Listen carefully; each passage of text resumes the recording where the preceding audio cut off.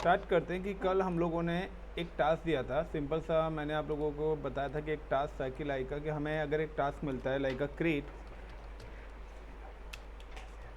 Server in cloud, then log in with server,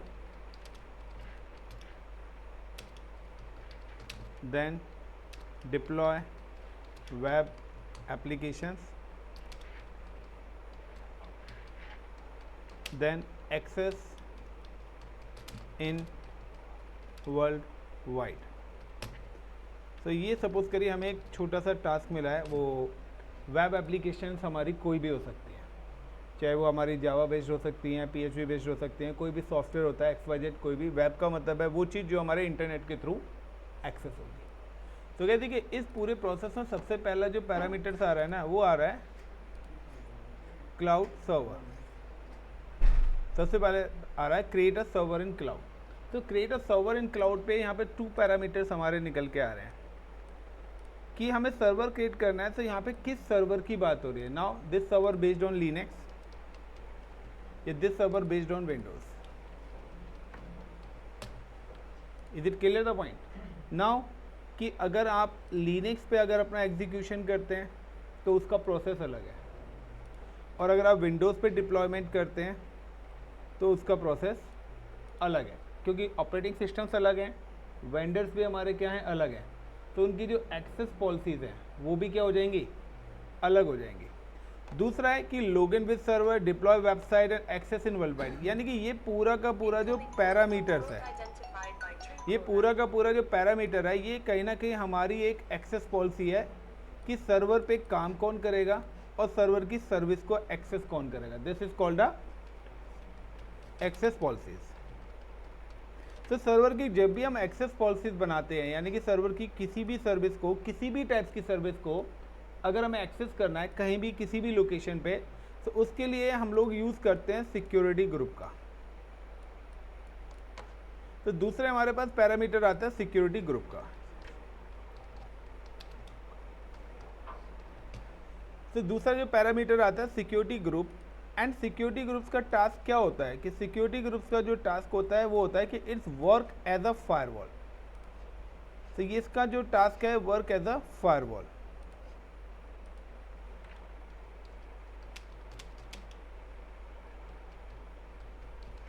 ये firewalls का काम है। इसका टास्क सिर्फ एक ही है कि परमिट और डिनाई करना, यानी कि रिसोर्सेज को क्या करना, परमिट करना और डिनाई करना, यानी कि किस चीज़ को आपको अलाउ करना है और किस चीज़ को आपको डिनाई करना है।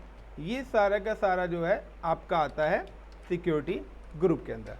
अब आता है कि डिप्लॉयमेंट। सर डिप्लॉयमेंट का मतलब है कि देखिए सर्वर तो हम इजीली क्रिएट कर लेंगे, लेकिन सबसे ज़्यादा चैलेंज क्या है ना, सबसे ज़्यादा चैलेंज है उसकी एक्सेस पॉलिसीज़ बनाना। क्योंकि एक वर्चुअल मशीन क्रिएट करना बहुत आसान है, क्लाउड पे कोई भी कर लेगा, यूट्यूब से भी देख के कर लोगे आप भी, लेकिन एक्सेस पॉलिसी किस तरीके से एग्जीक्यूट करेंगे वो चीज़ें समझनी है। उसके लिए सबसे पहले आपको समझना पड़ेगा सिक्योरिटी ग्रुप।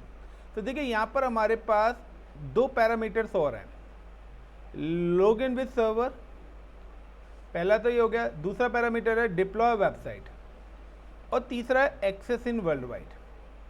यानी कि यहाँ पर भी क्या है, ये 2 टीम्स का कॉम्बिनेशन बन रहा है। यानी कि एक्चुअली में क्रिएट अ सर्वर ये आपकी क्लाउड टीम का काम है, this is a part of cloud team. ये जो काम करेगी, यानी कि सर्वर क्रिएट करने का काम किसका, ये आपका क्लाउड टीम का है। IAS जो IAS लेयर पे काम कर रहा है उसका काम है सर्वर्स को क्रिएट करके देना। अब सर्वर पे काम कौन करेगा, यस या नो, और सर्वर की सर्विस को एक्सेस कौन करेगा, ये दोनों अलग पैरामीटर्स है। Got it? तो सर्वर पे जो काम करेगा that is called a developer, क्योंकि यहाँ पे हमारा जो प्रोजेक्ट है वो वेब एप्लीकेशन से रिलेटेड है, यानी कि डेवलपर्स का काम है यहाँ पे कि वो जावा बेस्ड एप्लीकेशन डिप्लॉय करना चाहता है, पाइथन बेस्ड एप्लीकेशन करना चाहता है। तो कहीं ना कहीं यहाँ पे जो टास्क हमारा एग्जीक्यूट होना है वो होना है हमारा प्लेटफॉर्म एज अ सर्विस से। सपोज करिए हमारे पास एक यूज़र है जिसका नाम है लाइक का developer user name is like का अमित। हमारे पास एक अमित नाम का यूज़र है जो कि हमारा क्या है, डेवलपर है। अब अमित क्या करेगा, अमित क्या करेगा, लॉगिन विद सर्वर। सबसे पहले वो क्या करेगा, लॉगिन करेगा सर्वर से, और देन क्या करेगा, डिप्लॉय कोड, और जो भी उसका वेबसाइट का एप्लीकेशन कोड है, जो भी उसका पूरा प्रोसेस है, वो सारी की सारी चीज़ें यहाँ पर डिप्लॉय करेगा। तो अगर आपको कोई भी सर्वर का कंसोल एक्सेस करना है, तो कंसोल एक्सेस करने के लिए हमारे जो प्रोटोकॉल्स हैं वो हैं, लिनक्स के लिए जो प्रोटोकॉल है वो है SSH, और विंडोज़ के लिए जो प्रोटोकॉल है वो है RDP। तो लिनक्स के लिए जो प्रोटोकॉल है वो है SSH और विंडोज़ के अंदर है RDP, यानी कि with the help of RDP and SSH access console of virtual machines. आप कोई भी वर्चुअल मशीन बनाइए, अगर आप लिनक्स की वर्चुअल मशीन को बना के और अपने सिस्टम पे एक्सेस करना चाहते हैं तो आपको SSH अलाउड करना मैंडेटरी है, और अगर आप विंडोज़ की मशीन बना रहे तो आपको RDP बनाना अलग है। अब पहला तो हो गया ये वाला काम कि अब लॉगिन विद सर्वर, तो लॉगिन विद सर्वर से पहले हमें अमित को SSH और RDP के राइट्स देने पड़ेंगे, और ये जो राइट्स हैं ये राइट्स कहाँ से मिलेंगे, वाया सिक्योरिटी ग्रुप ही मिलेंगे। अब आता है वेब एप्लीकेशन कि यहाँ पे अब क्या है, वेब एप्लीकेशन। तो इस पर्टिकुलर वेब एप्लीकेशन को एक्सेस कौन करेगा, एंड यूज़र। एंड यूज़र मतलब हम लोग, जो फेसबुक भी हो सकता है, याहू भी हो सकता है, गूगल भी हो सकता है, तो हम लोग क्या है, एंड यूज़र है। और जब भी एंड यूज़र होते हैं तो ये एक सॉफ्टवेयर यूज़ करते हैं जिसको हम बोलते हैं क्रोम या मोजिला।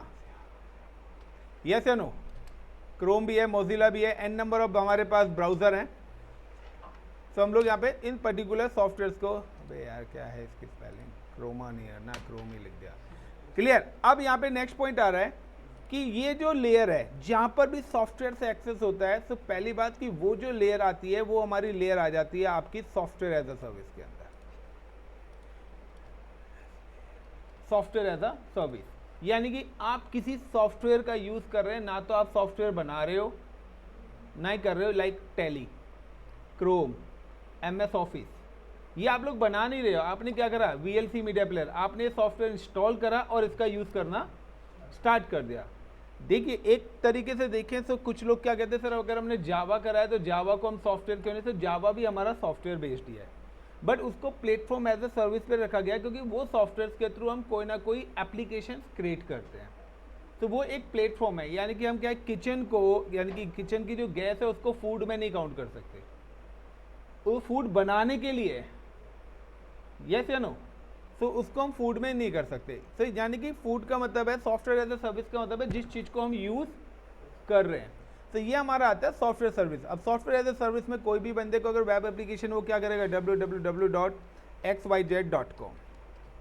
तो जो भी आपकी वेब सर्विसेज यानी कि वेब एप्लीकेशंस की अगर मैं बात करता हूँ, तो जो वेब एप्लीकेशंस है हमारी, ये हमारी एक्सेस होती है HTTP प्रोटोकॉल्स के थ्रू, जिसका पोर्ट नंबर होता है 80। दूसरा HTTPS के थ्रू, जिसका पोर्ट नंबर होता है 443। इसके अलावा ये जो दो प्रोटोकॉल्स हैं, ये हमारी वेबसाइट, यानी कि आप XYZ कोई भी वेबसाइट अगर आप एक्सेस करते हो तो आपके ये दो प्रोटोकॉल्स आपके सिक्योरिटी ग्रुप के अंदर अलाउड होने चाहिए। Is it clear the point. और अगर आप कोई भी सर्वर का कंसोल एक्सेस करते हैं तो RDP और SSH ये दो प्रोटोकॉल्स भी आपके सिक्योरिटी ग्रुप के अंदर अलाउड होने चाहिए। अब इसके अलावा की कंपनी कहती है कि आपको मेल सर्वर बनाना है। आपको क्या बनाना है, मेल सर्वर। मेल का सर्वर है मेलिंग वाला, जहाँ से आप अपनी मेल सेंड कर सको, रिसीव कर सकते हो, that is the mail server. तो हमारे जो मेल हैं, आपने देखा होगा कि जब भी आप अपने मोबाइल फ़ोन पे अपनी ईमेल आईडी कॉन्फ़िगर करते हैं तो वहाँ पे ऑप्शन आता है POP3, IMAP और SMTP। अगर नहीं पता तो दोबारा से कोई भी अपनी जीमेल आईडी को रिमूव करके दोबारा से रिकॉन्फ़िगर करना और कस्टम सेटिंग्स में जाना, तो आपको देखना ये तीनों है। यानी कि इन तीन प्रोटोकॉल्स के थ्रू आपका मेलिंग चलता है। आपकी simple mail transfer protocol, mail send करने के लिए POP3, रिसीव करने के लिए, सॉरी सेंड करने के लिए आपका SMTP, रिसीव करने के लिए POP3, और IMAP क्लोनिंग के लिए बेसिकली यूज़ होता है कि एक सर्वर पर कॉपी रहती है, एक आपके मोबाइल फ़ोन में शो हो जाती है, एक आपको मेल आई डी पर शो हो जाती है। तो दीज आर द 3 प्रोटोकॉल्स। ये आपके क्या है, मेलिंग के प्रोटोकॉल्स है। यानी कि अगर मैंने HTTP ब्लॉक कर दिए, वेबसाइट्स बंद। अगर मैंने POP3, IMAP, SMTP में से कुछ ब्लॉक कर दिया, मेलिंग बंद। इसी के अलावा हमारे और भी प्रोटोकॉल्स हैं, like FTP, file transfer protocol, जो भी आप डेटा ट्रांसफर करते हो एक सिस्टम से दूसरे सिस्टम के अंदर, तो आपका वो कम्युनिकेशन रुक जाएगा if you can block the FTP। इसी के अलावा आपका आता है ICMP। ICMP पैकेट का मतलब है कि जो आप कनेक्टिविटी चेक करते हो with the help of ping command. तो पिंग कमांड का जो रिप्लाई आता है वो आपका आता है ICMP के थ्रू। तो यहाँ पर क्या है कि हर टास्क को करने के लाइक अगर आप SQL करते हैं तो SQL के लिए आई थिंक सो SQL का ही प्रोटोकॉल है जिसका पोर्ट नंबर आई थिंक 3306 होता है। ठीक है, इसी तरीके से NFS नेटवर्क फाइल शेयरिंग का प्रोटोकॉल है लिनक्स के लिए जिसका पोर्ट नंबर मुझे भी याद नहीं आ रहा। तो हर काम को करने के लिए एक सेट ऑफ रूल्स बनाए गए हैं IT इंडस्ट्रीज के अंदर, उन्हीं रूल्स को हमने बोला है प्रोटोकॉल। यानी कि एक्सेस पॉलिसी यानी कि सिक्योरिटी ग्रुप के अंदर आपको यही करना है, परमिट और डिनाई, कौन सा प्रोटोकॉल अलाउड करना है, कौन सा पोर्ट नंबर अलाउड करना है। Got it the point. यानी कि if I am allowed the HTTP, यानी कि अब HTTP से रिलेटेड ही चीज़ें एक्सेस होंगी, उसके अलावा कोई चीज़ें एक्सेस नहीं होंगी। अगर मैंने FTP करा और HTTP नहीं करा तो HTTP की सर्विस बंद हो जाएंगी और FTP की चालू रहेंगी। Got it the point everyone, is it clear. अब यहाँ पे नेक्स्ट पैरामीटर्स क्या आता है कि चलिए अब हम बात करते हैं सर्वर्स की। तो अब यहाँ पे कुछ और की पॉइंट्स की हम बात करते हैं लाइक AWS या क्लाउड की पॉइंट्स। ये सारी चीज़ें अभी हम लैब ही करेंगे गाइस, जितना भी बता रहा हूँ। तो कुछ की पॉइंट्स हम सिलेक्ट कर लेते हैं। क्या क्या चीज़ें हैं कि की पॉइंट्स का मतलब है when you create a server. सबसे पहले आता है कि सर्वर क्रिएट करना है हमें। तो सर्वर क्रिएट करने के लिए हमें कौन कौन सी चीज़ की रिक्वायरमेंट्स होगी। तो यहाँ जितनी भी चीज़ें बताई हैं ये सारी चीज़ें सर्वर क्रिएट करने के लिए आपकी रिक्वायरमेंट होगी। एक IAS यानी कि क्लाउड आर्किटेक्ट को इन सारी चीज़ों की नॉलेज परफेक्टली होनी चाहिए, क्योंकि डेवलपर का काम है सिर्फ सिस्टम को लॉगिन करना और अपना काम करना। उसको मतलब नहीं है इंटरनेट चलता है नहीं चलता। नहीं तो यहाँ जितने भी डेवलपर हैं किसी से पूछो सिस्टम में IP कैसे एंटर करते हैं, शायद ही एक बंदा बता पाए। नहीं पता उनको नहीं पता कि हमारा सिस्टम वाईफाई से कनेक्टिविटी प्रोसेस क्या है। पता है? आप लोग ही देख लो, कंप्यूटर तो काफ़ी टाइम से यूज़ कर रहे हो, आप लोगों को पता है। तो सिंपल सा है, एक हर लेयर के अपना एक पैरामीटर्स है और IAS लेयर ही सबसे ज़्यादा कॉस्टली है। यानी कि घर बनाने में चार्जेस ज़्यादा लगते हैं, घर में रहने के चार्जेस इतने नहीं हैं। इसलिए कंपनीज ने इंफ्रास्ट्रक्चर को मूव करा है क्लाउड पर कि अब हम अपना इंफ्रास्ट्रक्चर ना लगा के, अपने खुद के फिजिकल सर्वर्स ना लगा के, बेटर हम लीज पर आवरली वाइज अपने सर्वर्स ले लें। सो हाउ टू एग्जीक्यूट, अब इसको एग्जीक्यूट करना है। तो क्लाउड की पॉइंट्स के अंदर मैंने 2 की पॉइंट्स आपको ऑलरेडी पहले बता चुके थे। 3 पैरामीटर्स में आपको कल की लैब में बता चुका था कि सबसे पहले now create a cloud account, create cloud account, then login.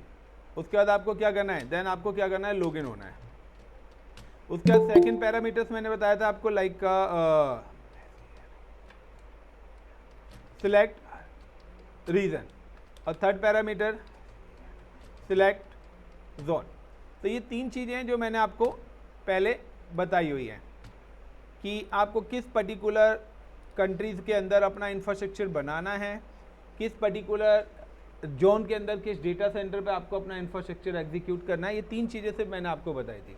Now कि अब हम क्लाउड के अदर की पॉइंट्स की बात करते हैं। तो अदर की पॉइंट्स में एक और यहाँ पे की पॉइंट्स आता है AMI, is it Amazon machine image.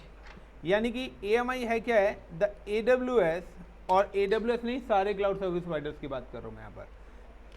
AWS CSP cloud service providers provide list of AMIs। List of AMIs को, इसी चीज को आप लोग कॉल करते हो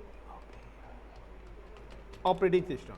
यानी कि ऑन प्रीमाइस में जब आप अपने सिस्टम पे डालते हो तो आप इसको बोलते हैं OS, यानी कि विंडो 10, विंडो 11, इसको ऑपरेटिंग सिस्टम बोलते हैं। लेकिन क्लाउड की लैंग्वेज में हम इसको क्या बोलते हैं, AMI, अमेजॉन मशीन इमेजेस। और अगर आप अजूरे पे जाते हैं तो वहाँ पर सिर्फ इमेजेस कॉल होता है। तो इमेजेस हो गया या AMIs हो गया या ऑपरेटिंग सिस्टम्स हो गया, ये तीनों चीज़ एक ही हैं। एज पर द लोकेशंस इनके नाम चेंज है। यानी कि सिंपल से आप फ्रेंड्स के साथ जा रहे हो, आप सिस्टर के घर गए हो, आप ब्रदर के घर गए हो, तीनों जगह आपकी आइडेंटिटी अलग अलग हो जाएगी। बट उसमें ये तो नहीं है कि आप लोग चेंज हो गए। तो यहाँ पर है कि operating system, the AWS service provider provide a list of the AMIs that is called the operating system such as Linux. आपको लिनक्स के सर्वर्स बनाने हैं, आपको पहले से वहां पे मिलेंगे। आपको विंडोज की मशीन्स बनानी है, विंडोज के सर्वर्स बनाने हैं, ये ओएस भी आपको पहले से वहां पर मिलेंगे।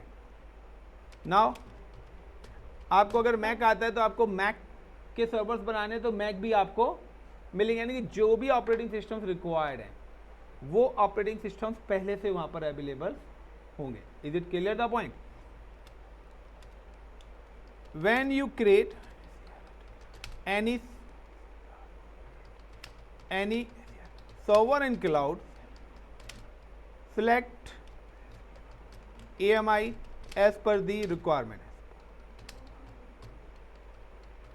यानी कि अगर आप आज मार्केट में लैपटॉप लेने भी जाते हैं तो नाउ कि वो आपसे पूछेगा सर आपको विंडोज़ कौन सी चाहिए, विंडोज 10 चाहिए या 11 चाहिए, लिनक्स चाहिए या डॉस चाहिए, यस या नो। इसी तरीके से अगर आपके पास कोई भी प्रोजेक्ट आया है तो उस प्रोजेक्ट्स में आपको ये तो पता होना चाहिए कि जो वेब डिप्लॉयमेंट कर रहे हैं ये लाइनक्स पे करवा रही है कंपनी या विंडोज़ पे करा रही है या मैक पे करा रही है, क्योंकि जिसके हिसाब से डिप्लॉयमेंट होगा कोड उसी के अकॉर्डिंग डेवलपर राइट लिखेगा। क्योंकि कोड डेवलपर लिख रहा है विंडो के हिसाब से, डिप्लॉयमेंट होना है मैक पर, तो क्या होगा 4 महीने उसने कोडिंग करके एप्लीकेशन बनाई, एंड में क्या आ रहा है ये चल ही नहीं रही। क्यों? क्योंकि सारी टेस्टिंग सारा कोड तो लिखा गया है उसके ऊपर, तो क्या अनकंफर्टेबल हो जाएगा। उसके बीच में क्या है फिर क्या है, डेवलपर और ऑपरेशन टीम दोनों के बीच में लड़ाई झगड़े स्टार्ट हो जाते हैं। तो इन सारी प्रॉब्लम्स को खत्म करने के लिए आपका डेवऑप्स लाया गया। नाउ द नेक्स्ट पैरामीटर्स, अब यहाँ पे क्या आ रहा है, दूसरा पैरामीटर्स क्या है कि रीजन जोन, उसके बाद क्या आ रहा है AMI, इसके बाद नेक्स्ट पैरामीटर है instance type.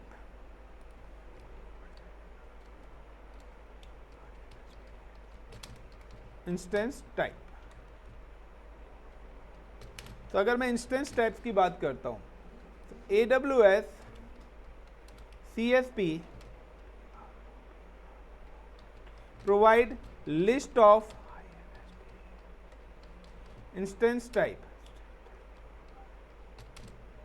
List of instance type such as T2 dot micro, T3 micro, T3, T4 and others. तो इस इंस्टेंस टाइप्स को बोला क्या गया, that is the instance type is a hardware.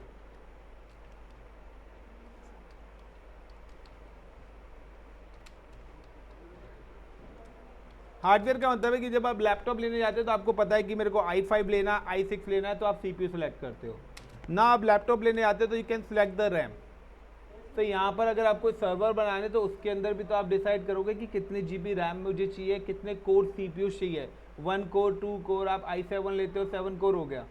इसी तरीके से क्लाउड पर भी आप अगर अपना सर्वर एग्जीक्यूट कर रहे हैं तो यहाँ पर भी आपको क्या चाहिए, अपनी रिक्वायरमेंट्स पता होना चाहिए कि अब आप कोई भी वेब एप्लीकेशन कर रहे हैं, अब आपको ये नहीं पता कि आपकी एप्लीकेशन कितने GB रैम यूज़ करेगी।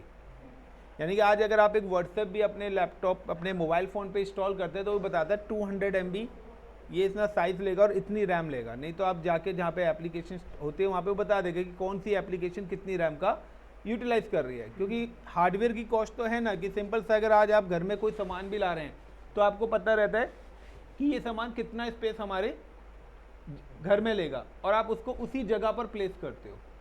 अब कोई इतना बड़ा सामान लेके आए जो घर में नहीं आ सकता तो क्या आप लेके आओगे?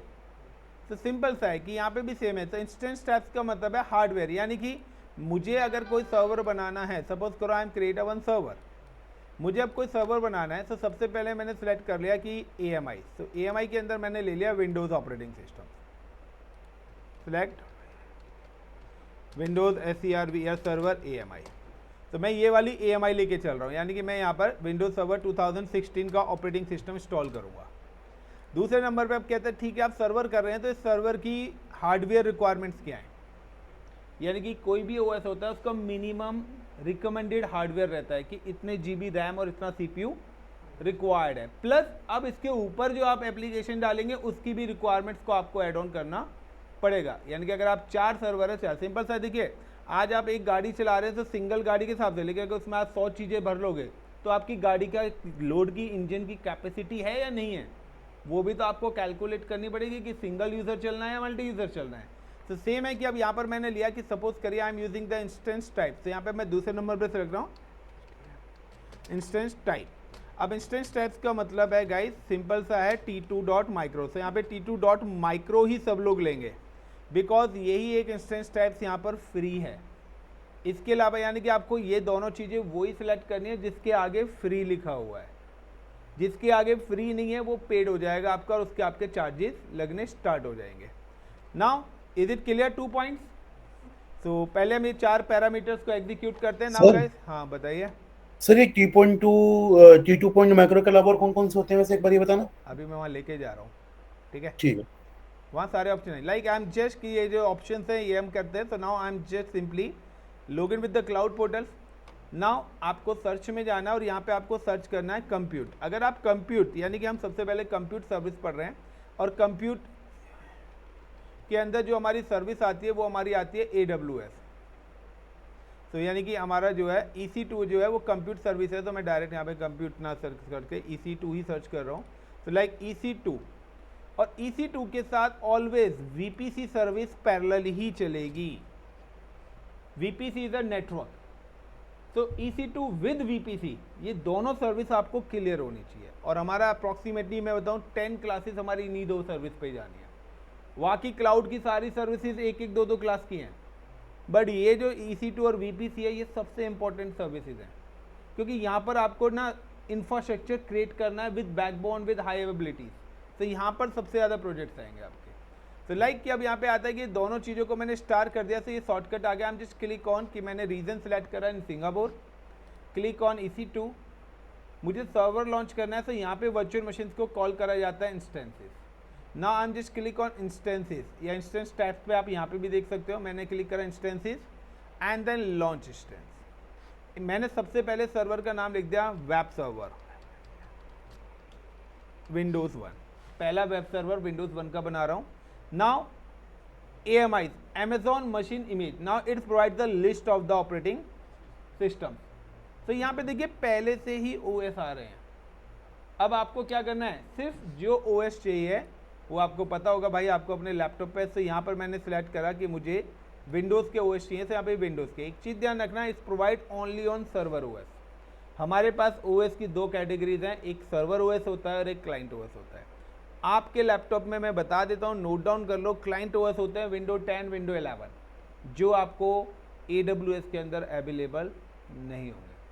सिर्फ यहाँ पे आपको सर्वर OS ही मिलेंगे। तो लाइक आई एम सेलेक्ट कि आपके पास आ रहा है 2016, तो मैं ये वाला ले रहा हूँ 2016 बेस।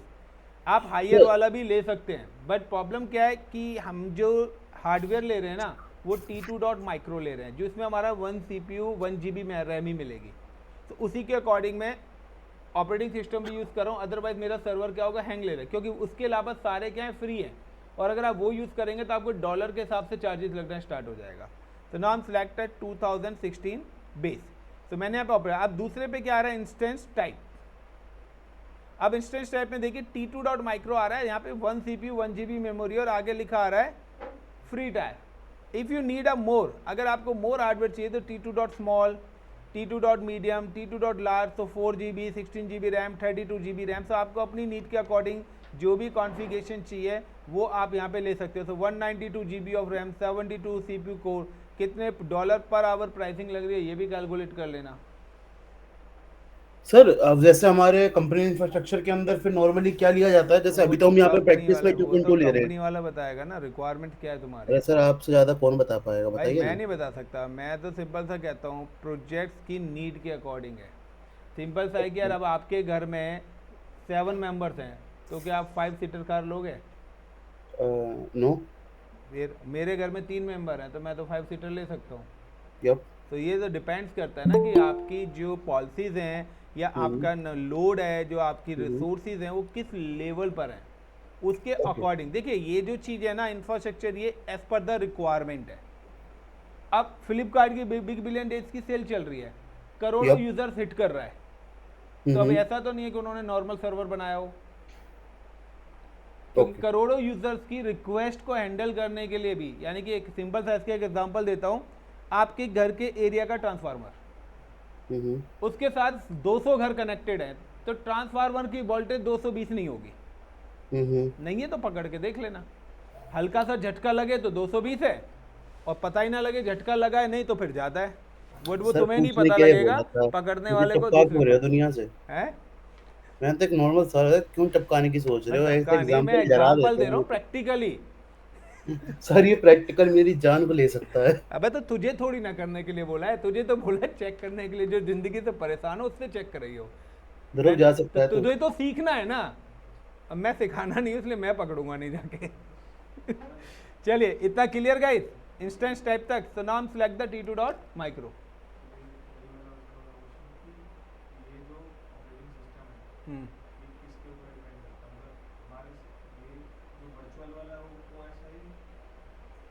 ये OS वही है जो आपके लैपटॉप में है, कोई अलग नहीं है। आपको जो OS आपके प्रोजेक्ट के अकॉर्डिंग है वो OS सेलेक्ट करेंगे। अब मैंने बोला जैसे कि आप डेवलपर हो, मैंने बोला यार एक एप्लीकेशन बनानी है, बट वो एप्लीकेशन लिनक्स पे चलानी है मुझे, तो अब आप लिनक्स की टर्म्स एंड कंडीशंस के अकॉर्डिंग बनाओगे, ना कि विंडोज़ की। फिर वो लिनक्स का सर्वर बनेगा, टेस्टिंग भी लिनक्स पे होगा। मैं कहता हूँ मुझे कोई भी सॉफ्टवेयर मैक पे चलाना है, तो मैक के लिए अलग सॉफ्टवेयर हैं, वो तो नहीं है जो एंड्रॉयड में चलते हैं वो डायरेक्ट मैक पे नहीं होते। तो एक ही चीज़ के दो सॉफ्टवेयर वेरिएंट बनाए हैं उन्होंने, ISO के लिए अलग बनाए हैं, मैक के लिए अलग बनाए हैं। इसी तरीके से हमारी रिक्वायरमेंट्स के अकॉर्डिंग हमारी एप्लीकेशंस क्या होती है, क्रिएट होती है। तो सिंपल सा है कि अगर आप कोई एप्लीकेशन बना रहे हैं तो आपको ये भी तो पता नहीं एप्लीकेशन बना क्यों रहे हो और ये चलेगी कहाँ पे।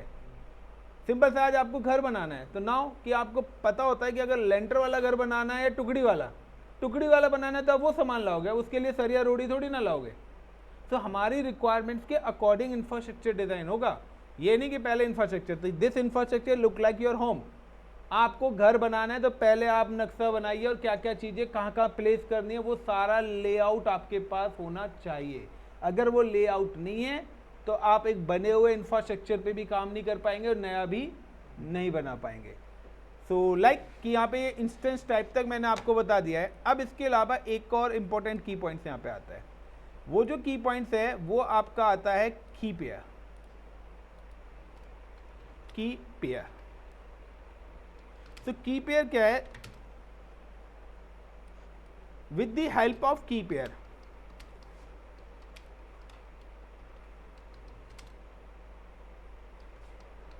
Generate server password. तो की पेयर की हेल्प से हम क्या करते हैं, सर्वर का पासवर्ड जनरेट करते हैं। क्लियर द पॉइंट, पहला पॉइंट। दूसरा पॉइंट, वन की pair use with multiple servers but generate different password.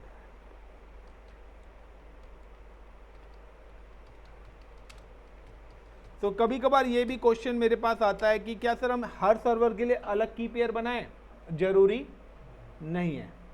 आप क्या कर सकते हो, आप एक ही की पेयर बना सकते हो। जब भी वो की पेयर आप किसी भी सर्वर के साथ अटैच करोगे तो वो हर बार क्या करेगा, अपनी क्रिप्टोग्राफी यूज करके हर पासवर्ड को अलग अलग ही क्या करेगा, देगा। ये नहीं कि सबका। तो key pair is not a password. With the help of key pair we can generate the password. Key pair हमारा पासवर्ड नहीं है। अगर किसी को की पेयर पता भी लग जाएगा तो वो कुछ नहीं कर सकता। क्यों नहीं कर सकता? उसका रीजन ये है, व्हेन यू क्रिएट की pair in AWS generate 2 keys. वो यहां पर जब भी आप की क्रिएट करेंगे तो 2 की जनरेट कर देगा, जिसमें से पहली होगी पब्लिक होल्ड बाय AWS और दूसरी होगी प्राइवेट प्रोवाइड टू यूजर। तो जब भी आप की पेयर बनाएंगे तो वो क्या करेगा, एक की पेयर को अपने पास रखेगा और एक की पेयर को डाउनलोड करके यूजर को दे देगा। When both key is match,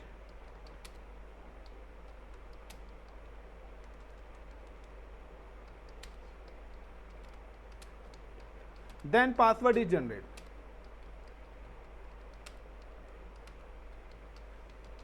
तो पासवर्ड कब जनरेट होगा? जब दोनों कीज क्या करेंगी, आपस में मैच करेंगी। अब आपकी जब तक की मैच नहीं होंगी, पब्लिक और प्राइवेट, यानी कि एक उसके पास पब्लिक है और एक उसने आपको दे दी, यानी कि कहते हैं ना वो पुरानी मूवियों वाला कि वो एक नोट फाड़ दिया है। अब जब तक वो दोनों नोट मैच नहीं होंगे कुछ काम नहीं हो सकता। तो वही क्रिप्टोग्राफी यहाँ पे इंप्लीमेंट करेगी है। The AWS use 2 types of key pair. 2 types of key pair का मतलब है, पहला है आपका .pam extension. First is .pam use for Windows, कि अगर आप विंडोज सर्वर यूज कर रहे हैं तो .pam बनाएंगे। And .ppk use for Linux और मैक। तो आपके पास 2 टाइप्स के की पेयर हैं, यानी कि व्हेन कि यहां पे आप देखिए नेक्स्ट ऑप्शन जो आपके पास आ रहा है ना वो की पेयर का ही आ रहा है। तो लाइक अब मुझे की पेयर बनाना है, तो की पेयर बनाने के लिए I am just click on create a new key pair, give the key pair like a web server SCP-1 सितंबर 1 के अंदर मैं यहाँ पे एक पैम की बना रहा हूँ नॉर्मल। जैसे मैं इस की पेयर पे क्लिक करूंगा ये देखना डाउनलोड करके मुझे यहाँ पर मेरी प्राइवेट की दे देगा। तो ये मेरी प्राइवेट की आ गई और पब्लिक की इसने अपने पास होल्ड कर ली। अब जब हम सर्वर लॉगिन करेंगे तो वहां पर ऑप्शन आएगा पासवर्ड जनरेट करने का, तब वो कहेगा अपलोड योर प्राइवेट की। वो आपसे फिर पूछेगा कि आप अपनी प्राइवेट की अपलोड करिए, देन वो आपको आपका पासवर्ड देगा, अदरवाइज वो पासवर्ड आपको प्रोवाइड नहीं कराएगा। Is it clear the point? तो की पेयर हमने सेलेक्ट कर लिया। अब यहाँ पे एक और सबसे बड़ा चैलेंज है कि मैं यहाँ पे कौन सा सर्वर बना रहा हूँ, विंडोज का। तो कौन सी की यूज करूंगा, .pam या .ppk? और अगर मैं लिनक्स का सर्वर बनाता, ये एक ट्रिकी क्वेश्चन है जो आपको फंसा सकता है। यानी कि इस सर्वर पे काम कौन करने वाला है, Amit. Amit is available in organization. Amit अपनी कंपनी के अंदर है या अपने घर पर है, उसका वर्क फ्रॉम होम चल रहा है। ये अमित का हाउस है, this is Amit home. Amit user था या कोई और यूजर था भाई? अमित ही था, कोई है नहीं वैसे क्लास में। तो ये मेरा अमित यूजर है। अब अमित को बोला है कि इस सर्वर को access over the internet, Amit को इस सर्वर को एक्सेस करना है। That is ISP, internet service provider. अब क्लाउड भी है, क्या है, इंटरनेट के थ्रू कनेक्टेड है, और अमित भी इंटरनेट के थ्रू कनेक्टेड है अपने घर से, बोथ आर कनेक्टेड। अब इस सर्वर को एक्सेस करना है, तो सिंपल सा है कि अमित को जो सर्वर को एक्सेस करना है तो अमित के सिस्टम पे पहले से ही एक ऑपरेटिंग सिस्टम्स की लेयर होगी। आप क्लाउड की मशीन करेंगे तो आपके सिस्टम में पहले से ही क्या है, लेयर है, OS पड़ा हुआ है, विंडोज 10 या 11। अब आपको क्या करना है, इस क्लाउड की मशीन को यहां पर एक्सेस करना है अपनी मशीन पर। तो नाउ कि ये जो की पेयर्स हैं, ये जो की पेयर्स हैं, this key pair select as पर द योर ऑपरेटिंग सिस्टम, कि अगर आपके सिस्टम में लिनक्स है और अगर आपके सिस्टम में विंडोज है तो उसके हिसाब से यहाँ पे की यूज होगी। यानी कि अगर अमित ने यूज करा हुआ है लिनक्स, अमित का जो OS है वो कौन सा है, लिनक्स है, तो ऊपर पैम ही यूज होगा, सॉरी PPK यूज होगा। और अगर अमित के सिस्टम का है विंडोज तो आप क्या यूज करेंगे, पैम यूज करेंगे, चाहे सर्वर ऊपर लाइनक्स का बनाओ चाहे विंडोज का बनाओ, उससे मतलब नहीं है। अगर आप अपनी मशीन को किस जगह एक्सेस कर रहे हो वहां पर OS कौन सा है। यानी कि मैं कहता हूं कि लाइक आशुतोष के लैपटॉप पे है लाइनक्स और मैंने यहाँ विंडोज की मशीन बनाई है तो मैं PPK यूज करूंगा। और अगर आशुतोष के सिस्टम पे है विंडोज और मैंने अगर यहाँ लिनक्स बनाई है तो मैं पैम यूज करूंगा। तो एज पर द एंड यूजर, कि एंड यूजर क्योंकि एक्सेस तो आप ही करोगे ना, तो आपके यहाँ पर OS की लेयर कौन सी है, क्योंकि काम आपको करना है, काम अमित को करना है, वेबसाइट उसको डिप्लॉय करनी है, एक्सेस उसको करना है। तो इफ कि अगर लिनक्स है तो PPK और विंडोज है तो पैम, आपके सिस्टम के OS वहां पे आप चाहे कोई भी ऐड करा दो। अगर वहां पे आपने PPK ऐड कराई तो विंडोज पे वो सब मशीन एक्सेस नहीं होगी, क्योंकि विंडोज के लिए पैम ही चाहिए एक्सेस करने के लिए। तो गाइज मैंने जो यहाँ पे की पेयर बनाई है वो मैंने पैम बनाई है, क्लियर। तो पहला हो गया पैरामीटर। तो अब यहाँ पर आता है हाउ टू क्रिएट अ की पेयर। सो की पेयर मैं क्रिएट कर चुका हूँ। अब की पेयर क्रिएट करने के बाद नेक्स्ट यहाँ पे जो पैरामीटर्स आता है वो आपका आता है नेटवर्क का। Is it a network? तो नेटवर्क की बात करें तो नेटवर्क के अंदर मैंने आपको दो चीजें बताई थी जब कल मैंने पढ़ाया था कि each and every region AWS create a 1 VPC जिसकी IP रेंज होती है 172.31.0.0/16। यस और no? And every region AWS create a multiple zone, और एक रीजन में एक से ज्यादा जोन भी होते हैं। तो इन जोन को we can call the subnet. इस जोन को हम क्या बोलते हैं? सबनेट 1, सबनेट 2, या जोन 1, जोन 2, दो नाम है इनके, सबनेट 1, सबनेट 2 एंड सबनेट 3। तो लाइक अब आपको ये सिलेक्ट करना है कि आपको ये जो सर्वर बनाना है ये किस पर्टिकुलर डेटा सेंटर पे बनाना है, जोन ए पे, जोन बी पे या जोन सी पर। तो यहाँ पर मैं नेटवर्क नहीं बना रहा क्योंकि मैंने आपको बताया था कि ऑलरेडी एक नेटवर्क हमारे पास बना हुआ रहता है। सो हाउ टू सिलेक्ट, तो देखिए यहाँ पे अगर मुझे अपना सिलेक्ट करना है, so you can see the network. I am just click on the edit. तो यहाँ पे देखिए डिफॉल्ट VPC आ रहा है जिसकी IP रेंज 172.31.0.0/16 है, पहले से ही बना हुआ है। हम ये बनाएंगे और नेक्स्ट वीक ही बनाएंगे। दूसरा है सबनेट। तो सबनेट्स का मतलब है तीनों जोन यहाँ पे दिखा रहा है। तो ability zone B, ability zone A, ability zone C। Choice is your. मैंने बताया था कि choice is your, create a single zone infrastructure और मल्टी जोन। फिलहाल हम सिंगल जोन ही बना सकते हैं, मल्टी जोन के लिए इंफ्रास्ट्रक्चर पूरा 360 डिग्री चेंज हो जाएगा। सो नाउ क्या हम जिस क्लिक मैं यहाँ पे सिलेक्ट कर रहा हूँ zone A। This is called a public IP। तो मैंने जब IP एड्रेसिंग बताई थी तब मैंने आपको बताया था कि अगर हाउ टू क्रिएट लैन और वैन नेटवर्क, और दूसरा मैंने आपको ये भी बताया था कि ऐसी कोई भी रिसोर्स जो आपके लैन, आपके नेटवर्क से बाहर हो, उसको अगर हमें एक्सेस करना है तो वो हमारा पहला तो वैन बन जाएगा, और its axis via public IP only. तो यहाँ पर क्या है कि क्लाउड कहाँ पर है? सिंगापुर में सर्वर बना रहे हैं, आप इंडिया में हो, इट्स द सेम लोकेशन और different location. So like you can enable the public IP। आपको पब्लिक IP इनेबल करना पड़ेगा। अगर आपने पब्लिक IP इनेबल नहीं करा तो you can not access the resources. जब आप पब्लिक IP इनेबल करेंगे तो आपके सर्वर पे दो IPs आएंगे, एक आएगा प्राइवेट और एक पब्लिक। तो private IP with in a cloud, with in a cloud access होंगी सिर्फ प्राइवेट IP से, और अगर क्लाउड से बाहर एक्सेस करनी है तो पब्लिक से। यानी कि अमित जो है वो क्लाउड के VPC से कनेक्ट है या अपने घर के वाईफाई से। Now you all are connected the home network. आप क्लाउड के VPC से कनेक्ट नहीं हो, आप घर के होम नेटवर्क से कनेक्टेड हो। दैट मीन्स कि अगर आपको एक्सेस करना है तो you can enable the public IP। अगर आपने पब्लिक IP इनेबल नहीं करा तो आपकी मशीन को IP एलोकेट नहीं होगा और आपकी मशीन वैन में एक्सेस नहीं होगी। सो गाइज ये 3 पैरामीटर्स हैं। अब नेक्स्ट देखिए आगे क्या आ गया? Security group. तो अब सिक्योरिटी ग्रुप्स को कैसे क्रिएट करेंगे? तो सिक्योरिटी ग्रुप्स के बारे में थोड़ा सा और मैं यहाँ पे एक्सप्लेन कर देता हूँ, क्योंकि देखिए क्लाउड में लैब से ज़्यादा उसका थ्योरेटिकल पार्ट समझना जरूरी है, पूरा लॉजिकल है। ये अगर आपको अपना इंटरव्यू क्रैक करना है तो ये थ्योरेटिकल पार्ट्स आपको क्लियर करना पड़ेगा, वरना सिक्योरिटी ग्रुप तो 2 मिनट नहीं, मैं कह रहा हूँ 30 सेकेंड्स के अंदर सिक्योरिटी ग्रुप बन जाएगा।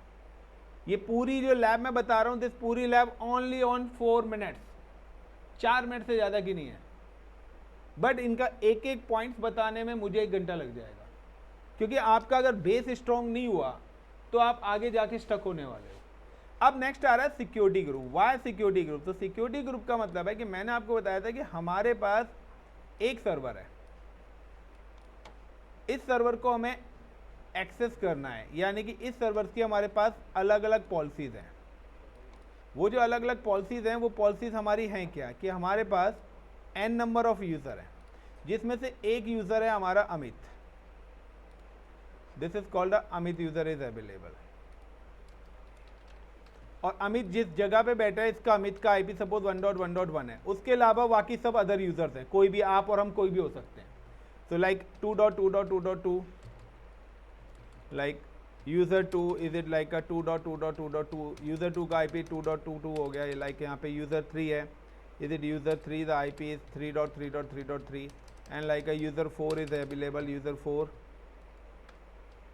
like you and me 4.4.4.4 the all are connected through the internet, सभी के सभी आपके इंटरनेट के थ्रू कनेक्टेड है। This is called the internet service provider ISP। हर किसी के घर पे लाइन रहती है, तो all are connected through the internet service provider. कोई जियो से कनेक्ट है, कोई हॉटस्पॉट से कनेक्ट है, कोई एयरटेल के थ्रू कनेक्ट है, तो all are connected with each other, सारे के सारे यहाँ पे आपस में इंटर कनेक्टेड है।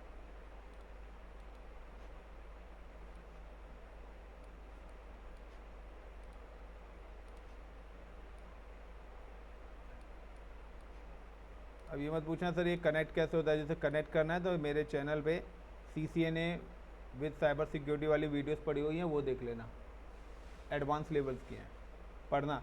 अब ये तो हो गया आपका कि आप लोग अपने घर से कनेक्ट हो गए। Cloud also connected with the, कि हम भी यहाँ पर अपने VPC से अपनी मशीन को हमने कनेक्ट कर लिया है, तो ये मशीन भी हमारे नेटवर्क के साथ कनेक्ट। अब ये जो मशीन है यहाँ पर जो OS चल रहा है वो है वेब सर्वर। वेब सर्वर हम बना रहे हैं, जो कि हम बना रहे हैं विंडोज़ का। This is called the web server of Windows. अब आपको अगर वेब सर्वर्स बनाना है तो सबसे पहले क्या करना पड़ेगा कि इन दोनों लेयर्स के बीच में आपका एक लेयर और आएगी, वो आपकी लेयर आ जाएगी फायरवॉल्स की।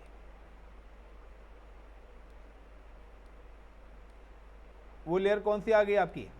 फायरवॉल। तो फायरवॉल का मतलब है सिक्योरिटी ग्रुप। इन दोनों के बीच में सिक्योरिटी ग्रुप आ जाएगा। और सिक्योरिटी ग्रुप का काम क्या है? ऑलरेडी बता चुका हूं, वर्क एज अ, जिसका काम है परमिट और आपकी सर्विस को कौन एक्सेस करेगा, कहां पर करेगा, किस लोकेशन पे करेगा, ये सारे रूल्स यहां पर बनेंगे। और सर्विस कौन सी आप एक्सेस कराना चाहते हैं, कौन सा प्रोटोकॉल अलाउड कराना चाहते हैं, किसको कराना चाहते हैं, इंटायर वर्ल्ड कराना चाहते हैं, पर्टिकुलर लोकेशन पे कराना चाहते हैं, ये सारे के सारे रूल्स बनेंगे यहाँ पर। अब हम लोग जो यहाँ पे सर्वर बना रहे हैं वो सर्वर हम क्रिएट कर रहे हैं कौन से वाला? विंडोज़ का। तो विंडोज़ के लिए पहले हम पे आ जाते हैं सिक्योरिटी ग्रुप। तो security group divided in 2 parameters. हमारा जो सिक्योरिटी ग्रुप है वो 2 पैरामीटर्स के अंदर डिवाइडेड है, जिसमें से एक है आपका आउटबाउंड और दूसरा है आपका, अबे भाई आउटबाउंड होना था, ये कौन सा बाउंड हो गया?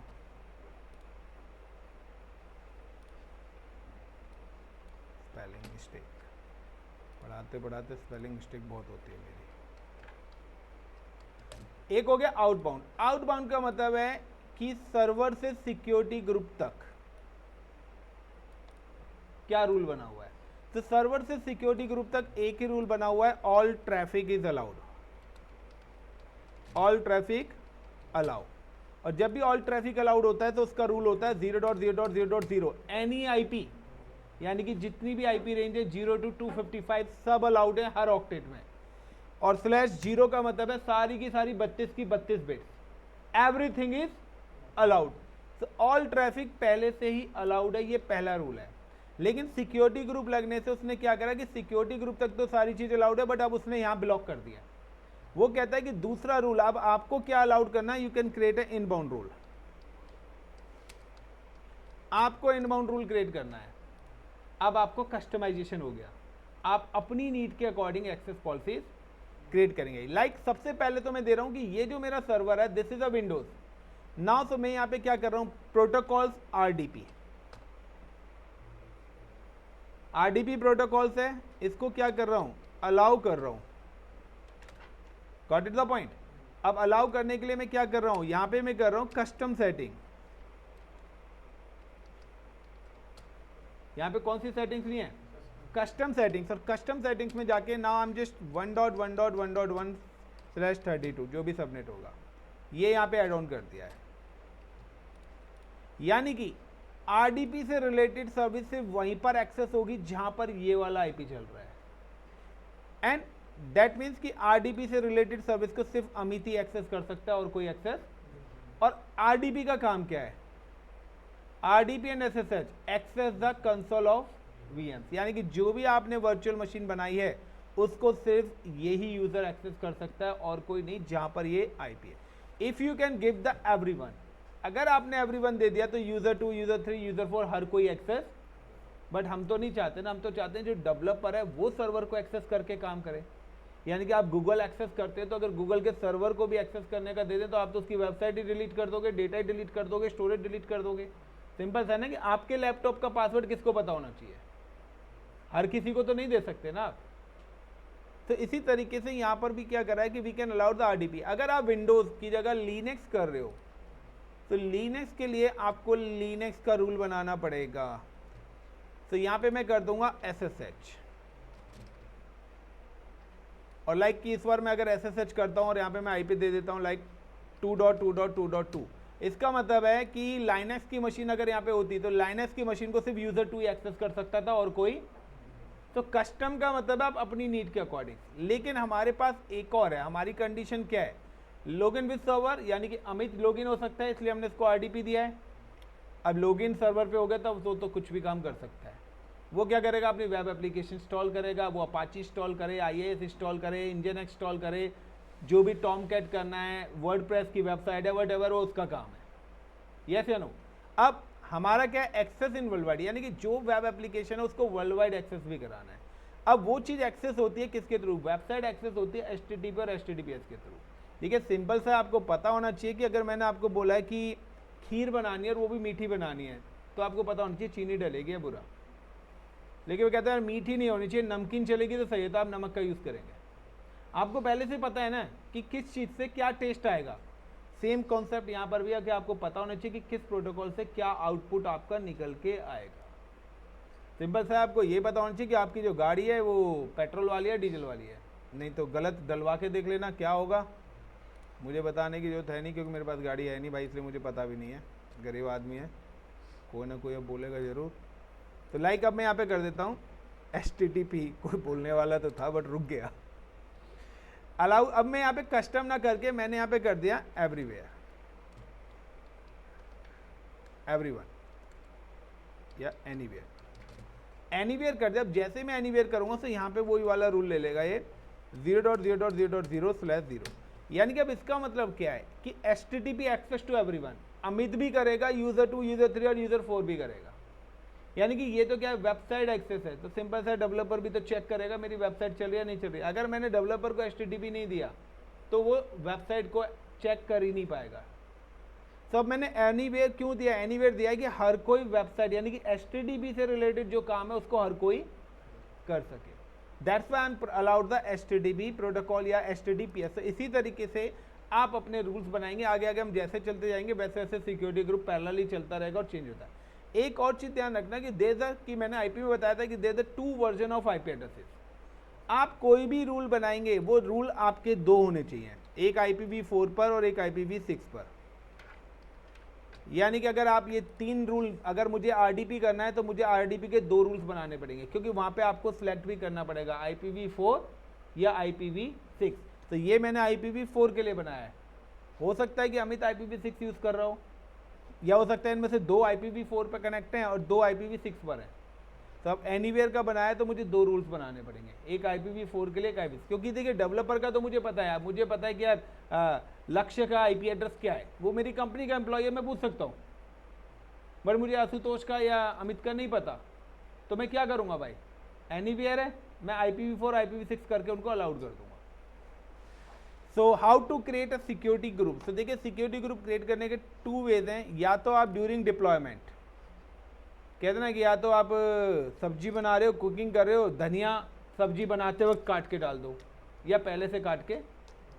तो हम यहाँ पे क्या करते हैं कि हम EC2 को यहाँ पे राइट क्लिक करते हैं एंड EC2 पे जब आया तो यहीं पे देखिए ऑप्शन आ रहा है आपके पास सिक्योरिटी ग्रुप का, and create security group, give the server name web server -sd, you can give the any name, descriptions like allow, RDP, HTTP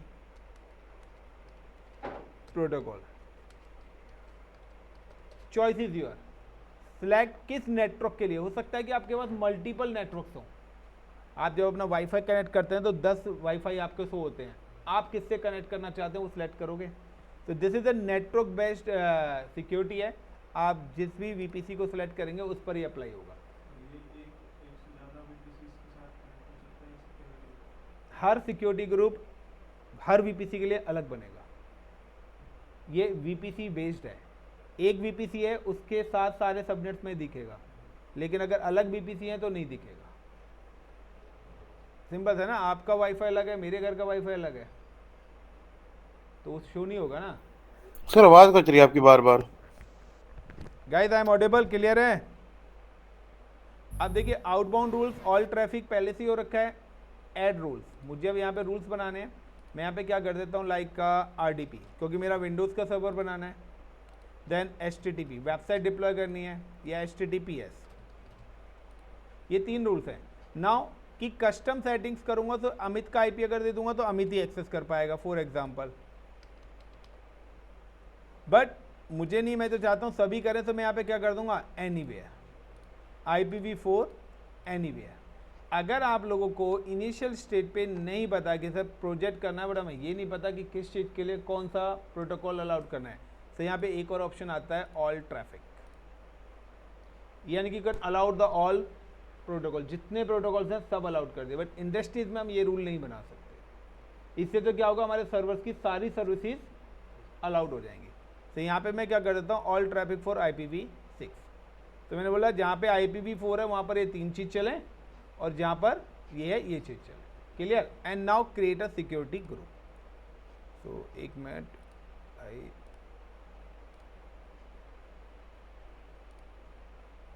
तो ये क्या हुआ भाई, बैक कहाँ पे पंगा हुआ है। ओके, ये कस्टम रूल यहाँ से हटाओ।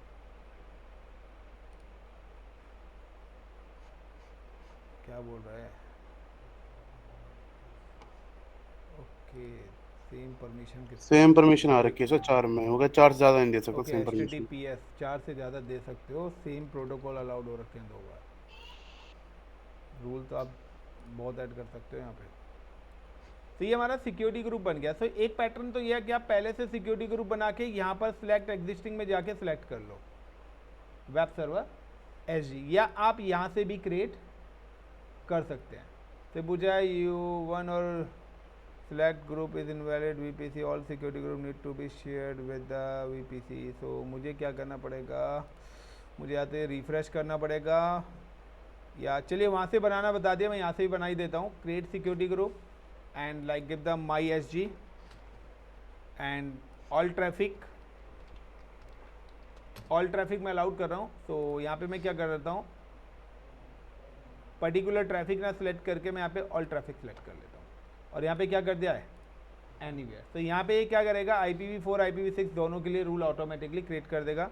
डिस्क्रिप्शन कुछ चीज़ ऐड करनी है तो आप ऐड ऑन कर सकते हैं। अब इसके बाद एक और पैरामीटर्स आएगा, यहाँ पे आप देख रहे हो कि region, zone, AMI, instance type, key pair, network and security group. अब इसके बाद एक और इम्पोर्टेंट पार्ट आएगा कि इस पूरे प्रोसेस में हम लोगों ने कहीं हार्ड डिस्क नहीं लगाई अभी तक।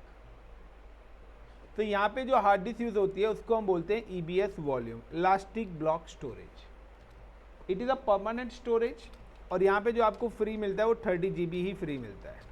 इससे ज़्यादा अगर आप स्पेस लेंगे तो वो आपका चार्जेबल हो जाएगा। तो नाउ कि इसके बाद नेक्स्ट जो ऑप्शन यहाँ पर आएगा वो आपका आएगा सिलेक्ट द EBS वॉल्यूम।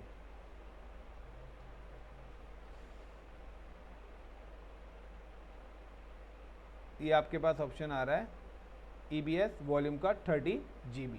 तो ये आपके पास क्या है, इधर 30 GB आपके पास है। नाउ नंबर ऑफ सर्वर्स आप कितने बनाना चाहते हो, 1 2 4 10 50 100।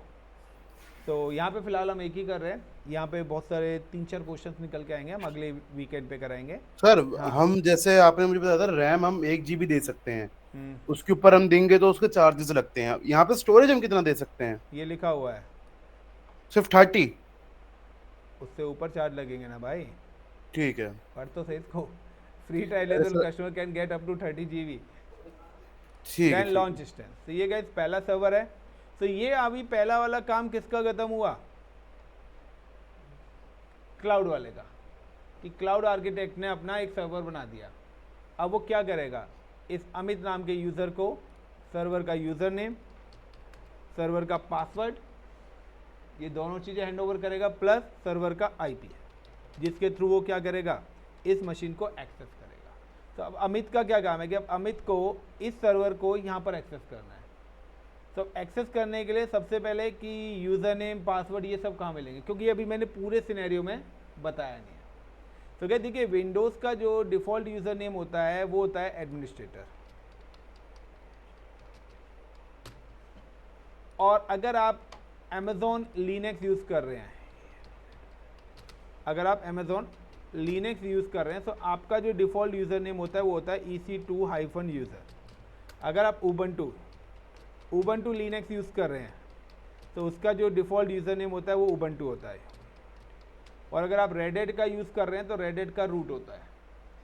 तो अगर आप देखना भी चाहते हैं तो आपको पता लग जाएगा कि like how to generate the passwords वगैरह। तो ये सक्सेसफुली लॉन्च है, विद इन 2 to 3 मिनट्स के अंदर मेरी मशीन क्या हो जाती है, रेडी टू यूज़ हो जाती है।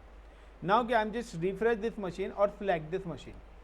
जो भी चीज़ें मैंने अभी दी हैं वो अब आपको सारी यहाँ पे दिखाएंगे। यू कैन सी कि आपको पब्लिक आईपी मैंने इनेबल करा था, प्राइवेट आईपी आपको आपके वीपीसी से मिलेगा। IPv6 हमारे पास था ही नहीं, हमने लिया नहीं था। स्टेटस क्या रनिंग है, ये इसका एंड पॉइंट जनरेट हो गया है। इंस्टेंस टाइप T2.micro, जिस VPC से कनेक्ट करा है, जिस जॉन से कनेक्ट करा है, ये उसकी आईडीज हैं सारी की सारी। नाउ कि ये पूरा का पूरा उसकी प्रॉपर्टीज आ रही है। नाउ क्या मुझे अगर मशीन को एक्सेस करना है तो वी नीड अ IP। सबसे पहले तो आपको IP चाहिए। आपने IP करा और आपकी सिस्टम में एक ऐप होती है remote desktop connection. You can just click on this remote desktop connection and paste the IP। जब भी आप पेस्ट द IP करेंगे तो समटाइम्स क्या होता है कि जैसे आप कनेक्ट करेंगे, ID पासवर्ड डालेंगे तो वो आपको एरर देगा। तो एरर किस केस में देगा, जब आप अपने लैपटॉप पे करेंगे, और फर्स्ट टाइम देगा 110% देगा। आपको क्या करना है, वो आपका ना लोकल क्रेडेंशियल्स उठा लेता है वहाँ पे। तो आपको क्या करना है, मोर ऑप्शन में जाके अदर यूज़र पे क्लिक करना है, फिर वहाँ पे जाके यूज़र नेम और पासवर्ड एंटर करना है। क्लियर? क्योंकि आप बार बार कहेंगे पासवर्ड में डाल रहा हूँ बट ये एरर नॉट लॉगिन ही नहीं हो रहा, क्योंकि वो लोकल होस्ट आपके सिस्टम का क्रेडेंशियल दिखाता है वहाँ पे। तो आप मोर में जाके अदर यूज़र पे जाके देन यूज़र ID और पासवर्ड एंटर करना। तो लाइक मैं यहाँ पे क्लिक करता हूँ कनेक्ट, तो आज the user name and password. आपके पास ये वाली विंडो नहीं आएगी तो आपको अदर यूजर में जाके फिर लॉगिन करना है। नाउ यूजर नेम ADMINISTRATOR, तो दो चीज मिल गई। IP के थ्रू हमने एक्सेस करा, अगर वो वहाँ पर RDP प्रोटोकॉल अलाउड नहीं है तो ये एक्सेस होगा भी नहीं, ये भी मैं आपको बताता हूँ। एक और चीज़, अगर आप अपनी कंपनी के अंदर लॉगिन करते हैं तो हो सकता है वहाँ पर भी लॉगिन ना हो, क्योंकि कंपनी ने हो सकता है उन्होंने RDP ब्लॉक कर रखा हो। तो आपको अपनी कंपनी के चेक कर लेना, अगर वैसे 99% ओपन रहता है, बट अगर एक्सटर्नल के लिए अगर उन्होंने ब्लॉक कर रखा है तो फिर आपको परमिट कराना पड़ेगा एडमिन से बात करके। तो SSH और RDP ये दो चीज़ें देख लेना, क्योंकि बाहर की रिसोर्स को एक्सेस कर सकता है नहीं तो वो कंपनी, अगर नहीं होता है तो अपने मोबाइल फ़ोन को अपने लैपटॉप को अपने मोबाइल के नेटवर्क से कनेक्ट कर लेना, हो जाएगा। तो अगर आप कंपनी के वाईफाई से कनेक्ट करें और कह रहे सर ये हो ही नहीं रहा, सब कुछ कर लिया, तो भाई एक बार अपना वाईफाई अपना पर्सनल भी यूज़ कर लेना, सरकारी मत करना, क्योंकि सरकारी चीज़ों में तो प्रॉब्लम आती है।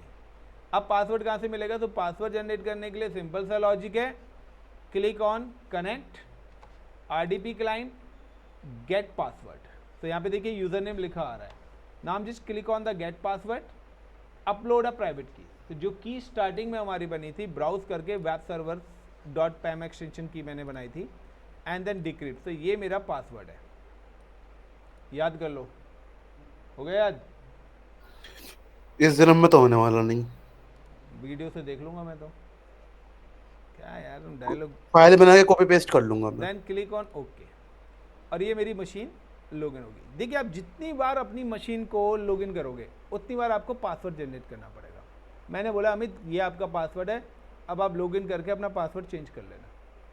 तो कॉपी पेस्ट करके रखने की ज़रूरत नहीं पड़ेगी, एक बार लॉगिन कर लो, उसके बाद आप अपनी मर्जी से जो मर्जी पासवर्ड रख सकते हो। अगर आप पासवर्ड भूल गए तो पासवर्ड रीसेट नहीं होगा, मशीन दोबारा से क्रिएट होगी, या रीसेट करने का बहुत लंबा प्रोसेस है जो मैं बताऊंगा भी ना, मुझे आता भी नहीं है।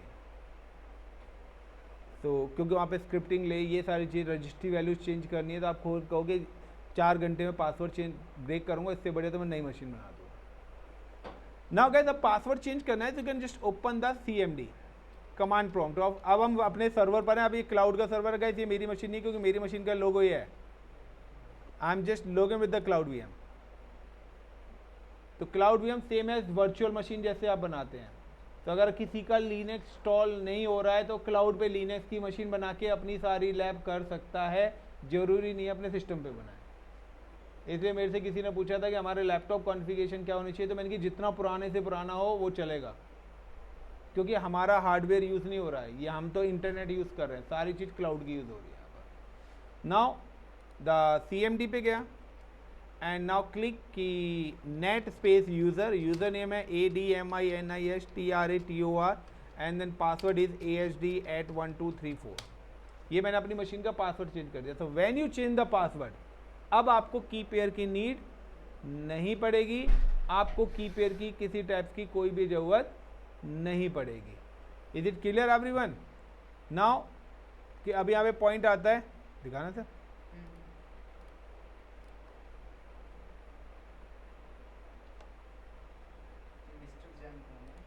Issue issue issue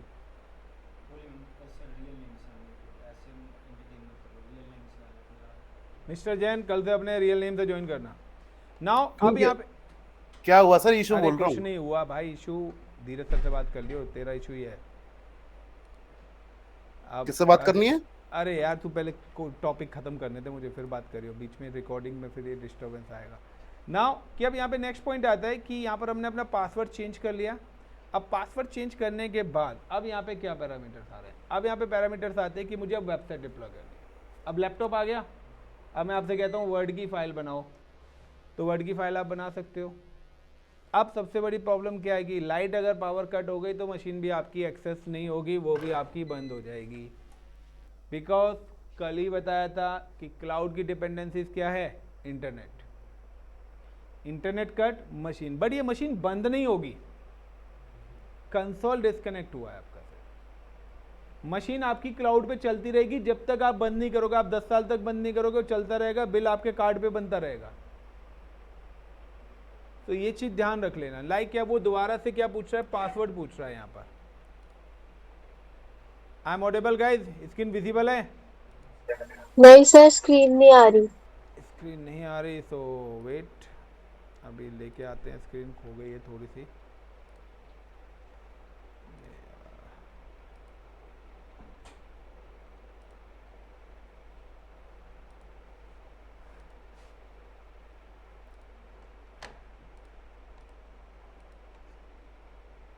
now visible? Visible है। Yes sir. अब गाइस देखिए मैंने पासवर्ड चेंज करा था। अभी क्या हुआ कि इलेक्ट्रिसिटी मतलब कि इलेक्ट्रिसिटी का रिफ्लेक्शन आया था, ठीक है ना, बिजली का फ्लक्चुएशन हुआ था, तो उसकी वजह से क्या हुआ कि नेट बंद हुआ था। अब नेट बंद होने की वजह से मैंने जो क्लाउड की मशीन एक्सेस करी थी वो भी मेरी क्या हो गया, उसका कंसोल एक्सेस भी बंद हो गया। लेकिन कंसोल एक्सेस बंद होने का मतलब ये नहीं है कि मेरी मशीन बंद हो गई होगी, वो क्लाउड पे रनिंग रहेगी। तो नाउ कि अब क्या है कि मेरे को दोबारा से पूछा है पासवर्ड डालिए मशीन को एक्सेस करने के लिए। नाउ कि मैं पासवर्ड चेंज कर चुका हूँ, तो अब मुझे की पेयर वाला पासवर्ड नहीं चाहिए। अब ASD@1234, यानी कि अब आपका पासवर्ड चलेगा ही नहीं। अब आपको वही पासवर्ड डालना पड़ेगा जो की पेयर के थ्रू आपने जनरेट करा था। तो ASD@1234, यानी कि जो हम लोगों ने अपना एड ऑन करा था। तो ये देखिए यहाँ पे अब एरर दे रहा है मुझे, और ये यहाँ पे आपकी मशीन दोबारा से एक्सेस हो गई। अबे यार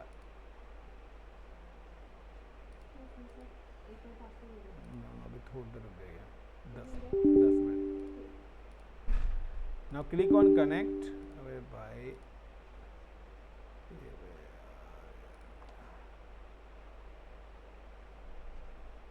ये प्रॉब्लम होती है, बस नेट गया, इंटरनेट लाइट फ्लक्चुएट करा, मेरे लिए प्रॉब्लम खड़ी हो जाती है। गाइस दोबारा से मशीन एक्सेस कर रहा हूँ। Now instances and copy the public IP address and paste, then connect. User name administrator है, पासवर्ड ASD@1234 मैंने चेंज करा था। Now yes, you can see कि मेरी मशीन यहाँ पे लॉगिन हो चुकी है। अब मुझे क्या करना है, वेबसाइट डिप्लॉय करनी है। अब वेबसाइट डिप्लॉय करने के लिए वेबसाइट का कोड होना चाहिए, IIS सर्विस इंस्टॉल होनी चाहिए, लाइनेक्स है तो लाइनेक्स की सर्विस होनी चाहिए। तो मैं क्या करता हूँ, अभी वेबसाइट डिप्लॉय ना करके हम लोग यहाँ पे क्या करते हैं, मैं राइट क्लिक करता हूँ और कोई भी फाइल वगैरह बनानी है वो फाइल बना सकते हो। और आप में से अगर कोई एक्सेस करना भी चाहता है इस मशीन को तो वो भी एक्सेस कर सकता है, कोई भी बंदा एक्सेस कर सकता है। लाइक मैंने यहाँ पे बना दिया अमित नाम से।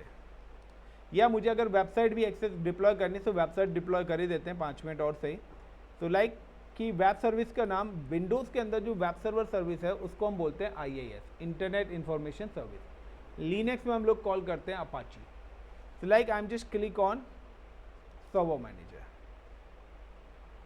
इनसाइड द सर्वर मैनेजर अब मुझे क्या करना है, लाइक मैं सिंपल सा है कि यहाँ पर मैं वेब सर्वर की सर्विस को इंस्टॉल करूँगा। तो वेब सर्वर सर्विस जो होती है वो हमारी होती है IIS। तो now you can just click add roles and features. तो अब ये प्लेटफॉर्म एज ए सर्विस का काम है, ये सारा काम डेवलपर्स का है, यानी कि जो सर्वर पे काम करेगा। ये क्लाउड एडमिन का काम नहीं है। This is a work of system admin, जिसको आप बोलते हैं सर्वर एडमिन। ये सिस्टम एडमिन वाले का काम है। अगर मैं लिनक्स कहता हूँ तो आपको लिनक्स एडमिन का काम पता होना चाहिए। अगर आप विंडोज़ है तो विंडोज़ एडमिन आपको आना चाहिए। अगर आपको विंडोज़ एडमिन नहीं आता तो आप विंडोज़ के सर्वर्स पे काम नहीं कर सकते हैं।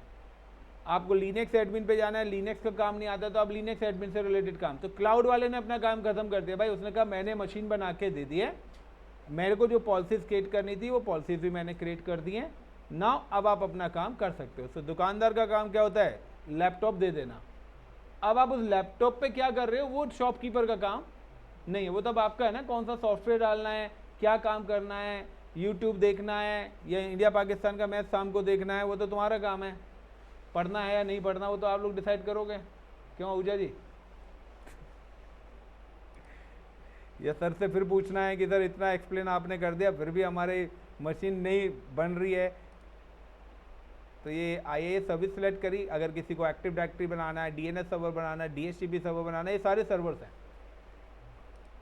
बट हमारा माइक्रोसॉफ्ट नहीं है तो हमारा क्लाउड है। तो यहाँ पर मैंने सिर्फ एक ही सर्वर लॉन्च करा है। तो जब भी आप कोई भी सर्वर बनाएंगे, IIS सर्विस जब भी आप इंस्टॉल करेंगे तो इंस्टॉल होने के बाद ये C ड्राइव में अपनी लोकेशन क्रिएट करेगा और सारे का सारा काम क्लाउड पे होना चाहिए गाइस।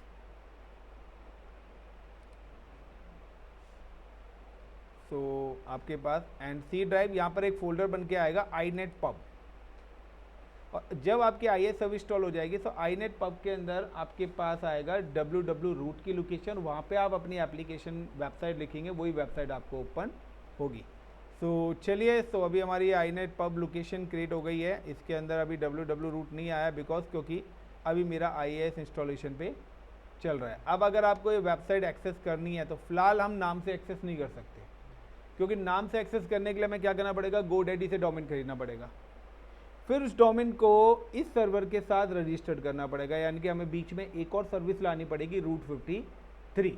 लेकिन अभी हम लेके चल रहे हैं सिर्फ EC2 और VPC। बाद में EC2 VPC एंड रूट 53 लेके चलेंगे। फिर EC2 VPC root 53 S3 storage, फिर ये चारों के साथ RDS, फिर एक एक सर्विस एड ऑन होती हुई जाएगी इसके साथ। जब सारी सर्विसेज एक साथ यूज होंगी तब जाके आपका एक प्रोजेक्ट कंप्लीट होगा। उससे पहले छोटे छोटे प्रोजेक्ट्स करेंगे, हम टुकड़ों में करेंगे, क्योंकि जब आप टुकड़ों में जाएंगे ना तो आपको हर चीज़ का पता लगेगा कि मैं कोई चीज़ कनेक्ट कर रहा हूँ तो उसका आउटपुट आपके पास क्या आएगा, और वही चीज़ हमें ज़रूरी है। क्योंकि आपसे पूछा जाएगा वाई, आपने ये लगाया क्यों है, क्या रीज़न है, इसको लगाने से क्या फ़र्क आएगा, यस या नो। तो सिंपल सा है कि यहाँ पे देखिए अभी ये जो IP आप इसको ब्राउज़र पे डालिए और बताइए क्या कोई वेबसाइट ओपन हो रही है आपके पास। गाइस ये IP को ब्राउज़र में पेस्ट करिए अपने अपने मोबाइल फ़ोन पे, लैपटॉप पे, और बताइए क्या कोई वेबसाइट ओपन हो रही है। लाइव चल रहा है ये पूरा का पूरा। लोकल होस्ट वाला काम मेरे को आता ही नहीं है, ना मैं डेवलपर हूँ भाई, मैं IAS हूँ। करिए रवि।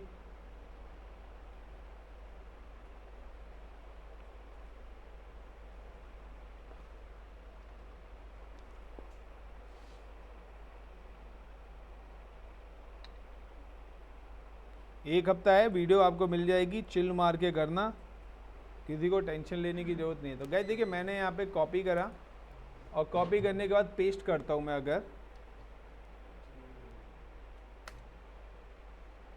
तो नेट तो बंद हो ही गया है, खुल रहा है कुछ ब्लू कलर का पेज, IAS इंफॉर्मेशन सर्विस आ गया सर, आ गया ना, चलिए कोई बात नहीं। तो अब मैं इसके अंदर क्या कर रहा हूँ, चेंजेस कर रहा हूँ कुछ वेबसाइट के अंदर। देखिए ये पेज अभी ओपन होके आ रहा होगा आप लोगों के पास, ब्लू कलर का इंटरनेट इंफॉर्मेशन सर्विस। नाउ कि मैं क्या करता हूँ, मैं इसका कलर चेंज कर रहा हूँ। ये जो ब्लू कलर है इस कलर को मैं चेंज कर रहा हूँ तो यार ये लाइट ने ना खून पी लिया है।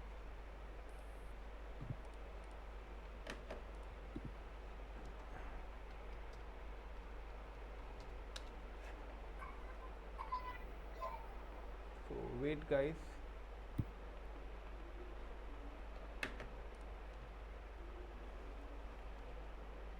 तो मैंने सर्वर को एक्सेस करा है। अब सर्वर को एक्सेस करा तो ये नहीं कि मेरी एप्लीकेशन बंद है, मेरे सर्वर का कंसोल डिस्कनेक्ट होता है क्योंकि क्लाउड पे सर्वर ऑन है।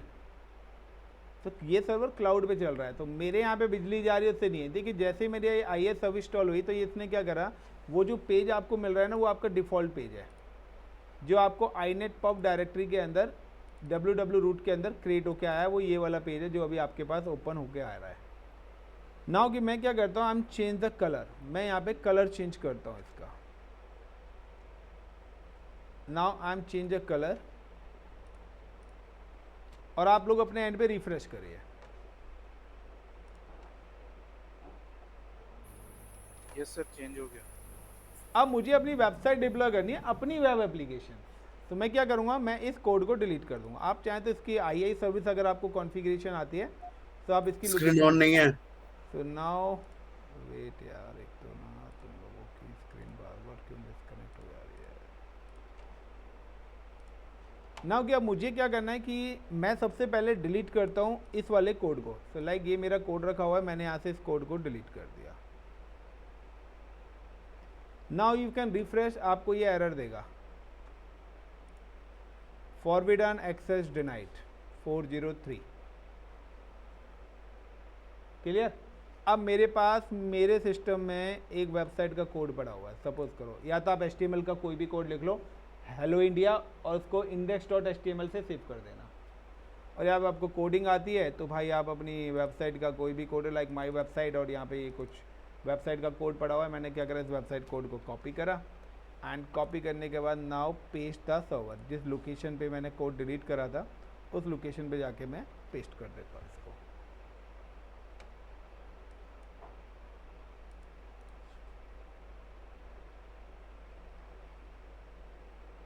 सिर्फ यही प्रॉब्लम होती है, नेट एक बार प्रॉपर ना चले ना। तो क्या देखिए, ये मैंने जैसे ही पेस्ट कर रहा हूँ, नाउ यू कैन सी कि अब आपके पास नई वेबसाइट आ जाएगी इसकी जगह।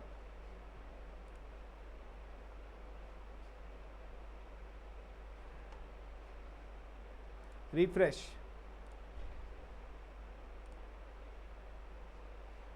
तो हमारे पास ये वेबसाइट है जो मैंने अभी डिप्लॉय करी है, और यही हमारा प्रोजेक्ट था।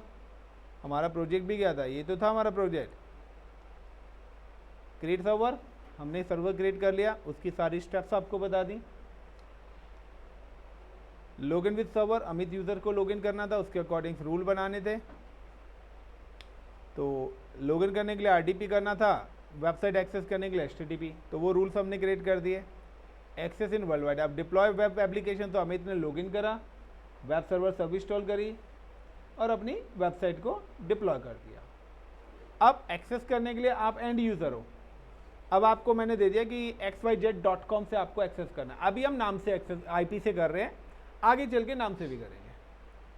So thank you guys, I think so enough for today, और होप सो कि आपको इंटरेस्टिंग लगे। Thank you guys.